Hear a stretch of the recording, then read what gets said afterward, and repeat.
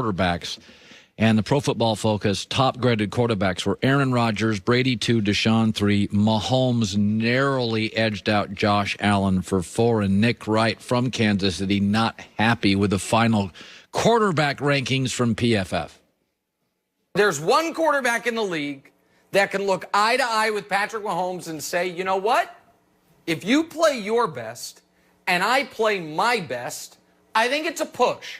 That's Aaron Rodgers, who happens to be the second most physically gifted quarterback of all time, behind only Patrick Mahomes. And I like the folks at PFF. If you have a fancy algorithm and it spits out that Tommy Brady had a better year than Patrick Mahomes, let me show you what you do with that algorithm. You rip it in half, you throw it in the trash, and you make a new one. Because that, my friends, is insanity.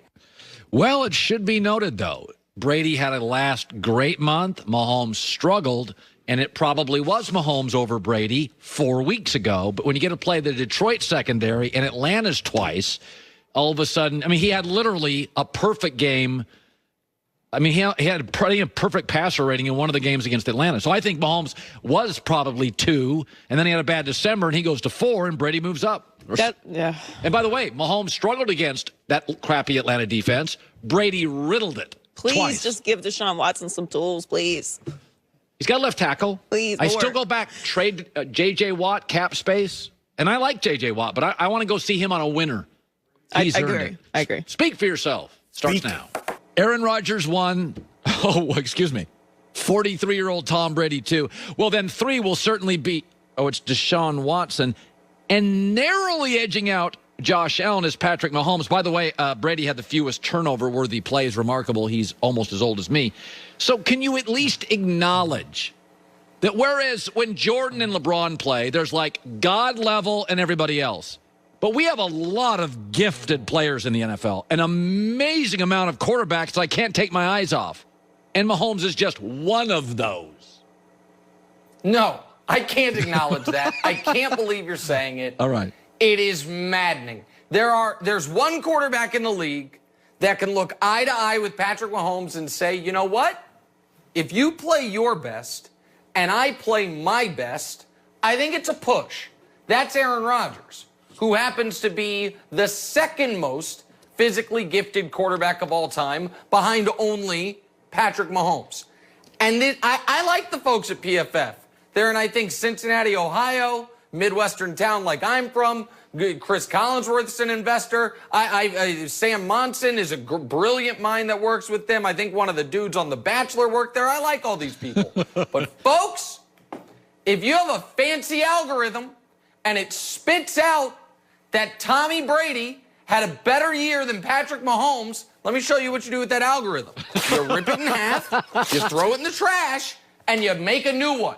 Because that, my friends, is insanity. Deshaun had a great year, fine with it. Rodgers, amazing, no problem. I know you love Josh Allen.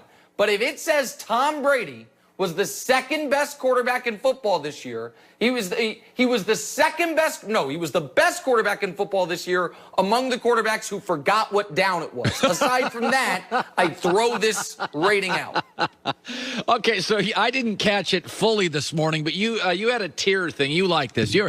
Despite the fact you're married to a beautiful woman and got a bunch of kids and should pay more attention to both, but despite that fact, you do these tiers all the time, and I'm always like, good Lord, he puts a lot of time into this stuff. So it is your playoff team tiers. I want to see it. Okay, yeah, let's show it. To be totally honest, I had my notes for that, but I just ripped them in half as part of my physical comedy routine, so I'm going to do the top of my head. So the Bears have no chance whatsoever. The Rams and Browns, I think the timing's awful. I think for the Rams, you lose your quarterback right for the playoffs. The Browns, you lose your head coach. 0%er tier. Those 3 teams can win a playoff game, but they're 0% to win the Super Bowl. So then you have 8 teams that in theory could win the Super Bowl. I put Titans, Bucks, Bills on the fear factor tier, which is this. You remember that old show Fear Factor? It's like, hey, jump from semi to semi to win $100,000. Seemed dangerous, but then I think the contestants figured it out. They're like, wait, this is on NBC. They're not going to let me die. So it was fake fear. You weren't actually afraid. That's how it is Titans, Bucks, Bills. Titans defense is too bad. The Bucs can't handle a pass rush. And deep down, even Bills Mafia knows Josh Allen ain't winning 4 playoff games in a row. Championship caliber, I think the Saints, they're going to get the healthiest Michael Thomas he's been all year. The Seahawks, if you can get the offense of the first half of the season, the defense of the second half of the season combined, they're wildly dangerous. The Ravens scare me. I feel like the Ravens are peaking. They're healthier. Lamar's playing great. I think they are a dangerous 5 seed. And then obviously, the best team in the NFC is the Packers. And then the nobody believes in us, maybe not even getting out of round 2, underdog champion Kansas City Chiefs who were 14-2 this year. Oh, yeah. That's the tiers. I assume, Colin, this will replace the herd hierarchy. You can't possibly have any issue with this. Actually, I almost put it back up there. I actually agree with all of it. I would say I would put number 1 contenders. I'd put Buffalo and Green Bay. By the way, I think the 3 best teams in the league are Kansas City. Well, they're Buffalo, Green Bay, Kansas City. We just mixed that up. I do think New Orleans having to play with an old quarterback in Lambeau if it's cold and windy is really a tough ask. Tough. But I do think their roster's amazing. I don't think it's that crazy. I think you're giving Seattle too much love. Their offense is a mess for a month. They can't pass, and I think you're giving shade to Buffalo, but I don't think it's terrible. I actually think you spend a lot of time on that, and I'm not going to rip it to shreds. There you go. Oh, I appreciate that. Okay. I appreciate that. Do you have anything else for me? Because I have something for you. But if you have something else for me, it can wait. No, I maybe I do, maybe I don't. But what do you have for me? Well, so America, I think knows this. It's Colin Cowherd's birthday. Yeah. And I know America knows that how much I love and appreciate this man personally and professionally. All right. And so I've thought long and hard, what do I get this man for his birthday?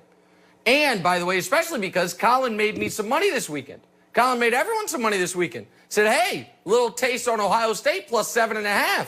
And your old buddy Nick Wright said, take it a step further, do Ohio State on the money line. That's a little triple up the money. So I finally had the requisite funds to get Colin Cowherd a birthday present with a man of his stature. So if we could have one of my friends at the Herd staff bring it out to you, I'd like to debut it right here because you know how much I love you. You know how much I respect you. So Colin, if you could unbox this on the air, we can show everyone what I got you for your birthday with the hard-earned money that I bet on with the Bills game. Or, with the Ohio State game. Oh, you see, Joy? Joy, it's ketchup and mustard. Because that's getting sprayed on him when old Philly Rivers knocks out Josh Allen. That's expensive ketchup and mustard. That's what that is. I thought this was going to be sincere. You almost convinced us with the slow talking. So basically, if Buffalo cannot win a playoff game on the air, and I don't know why I'm not into this stunt stuff, there's a mustard gun, ketchup gun, and I get... Yeah, I think we'll just fill those up, actually. We won't. So I will say, as an honest birthday present, as an honest one, I will let you right now opt out of the bet. All you have to do is say, Josh Allen will never be the quarterback Patrick Mahomes was I won't say that. His rookie season. That's all you got to do. No. Would you like to opt out of the bet as a birthday present? Would you like to? No, Joy, what is your take on this? I hated this bet from the beginning. Okay. Buffalo's going to beat the Colts. And Kansas City is also going to win. Well, then you can't lose. Well, there's a... If Buffalo beats the Colts, you can't lose. I know, but there's a risk factor here, and I am of the age... Look at this nonsense. Nobody wins if that happens to me. No, I agree. The only person that wins is Nick. Look how happy he is. I win. I think I'm not a guy... I'm not a welcher if I back out before... if given the opportunity to back out of the bet. No, he suggested it's a birthday present. He suggested it. You didn't even suggest it. I'm offering it to you as a birthday present. And you know what? To be a true present, so it doesn't look like I'm welching, if they make the conference championship game, I'll still do my end of it.